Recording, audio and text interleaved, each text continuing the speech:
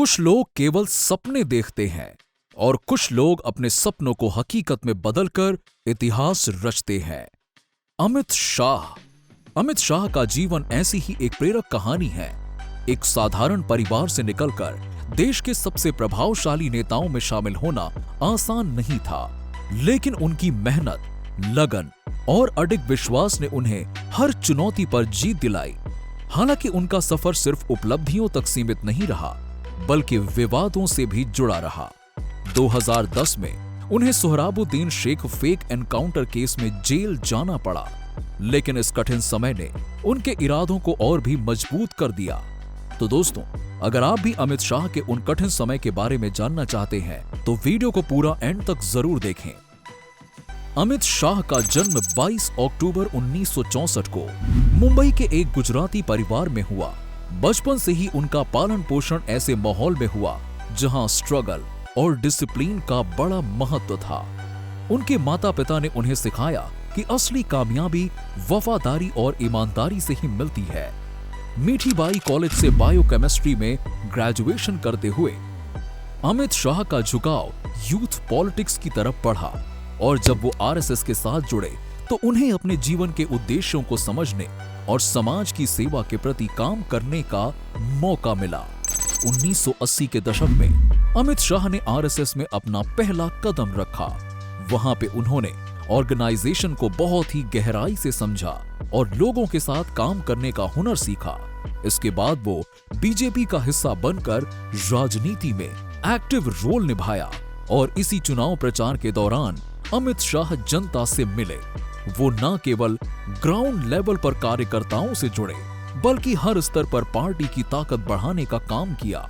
2014 में बीजेपी ने जब आम चुनावों में हिस्टोरिकल जीत दर्ज की तो इसका क्रेडिट अमित शाह की स्ट्रैटेजीज को भी दिया गया। इसके बाद उन्हें पार्टी का चेयरमैन बनाया गया। उन्होंने पार्टी के संगठन को जमीनी स्तर तक मजबूत किया और नए अभियान चलाए जो न केवल इफेक्टिव थे, बल्कि चुनावों की जीत दिलाने में भी मददगार साबित हुए। जब उन्होंने 2019 के लोकसभा चुनाव में गांधीनगर सीट से चुनाव लड़ा, तब उन्हें 5 लाख से अधिक वोटों से जीत हासिल हुई और फिर अमित शाह को 30 मई 2019 में भारत के गृह मंत्री बनने का मौका मिला। गृह मंत्री बनने के बाद अमित शाह ने भारत की सुरक्षा और स्टेबिलिटी को प्रायोरिटी दी। फिर उन्होंने जम्मू कश्मीर से धारा 370 को हटाने जैसे हिस्टोरिकल डिसीजन उनके कार्यकाल की सबसे बड़ी अचीवमेंट्स में से एक था। इसके अलावा उन्होंने सिटीजनशिप अमेंडमेंट कानून और भारत की सीमाओं को मजबूत करने जैसे कदम उठाए। अमित शाह को मास्टरमाइंड ऑफ इलेक्शन स्ट्रैटेजी कहा जाता है। उनके द्वारा बनाई गई मजबूत स्ट्रैटेजीज ने बीजेपी को एक मजबूत नेशनल पार्टी में तब्दील कर दिया। उन्होंने पन्ना प्रमुख जैसे कार्यक्रमों के जरिए पार्टी कार्यकर्ताओं को सक्रिय किया। उनके नेतृत्व में बीजेपी ने हर राज्य में अपनी उपस्थिति दर्ज कराई। लेकिन अमित शाह का राजनीतिक सफर विवादों से भी अछूता नहीं रहा। 2010 में उन्हें Sohrabuddin Sheikh fake encounter case में नामजद किया गया।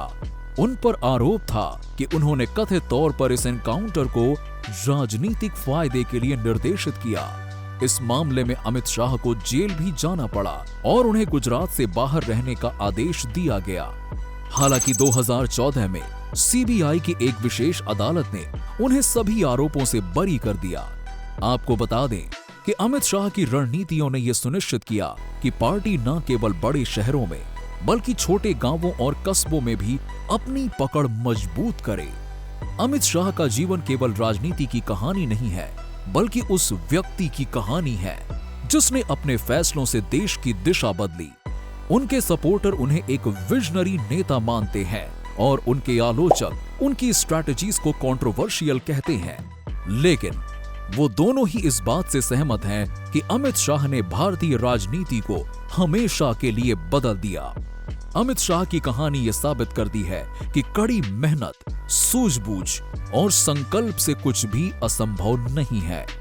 उनका जीवन हर उस व्यक्ति के लिए एक प्रेरणा है जो अपने सपनों को साकार करने के लिए मेहनत करते हैं। अमित शाह की कहानी उनके फैसलों, उपलब्धियों और जनता से उनके गहरे जुड़ाव की गवाही देती है। ऐसे ही प्रेरणादायक नेताओं की कहानियों के लिए हमारे साथ जुड़े रहें और वीडियो को लाइक करें, अपने दोस्तों के साथ शेयर करें और सब्सक्राइब करना ना भूलें।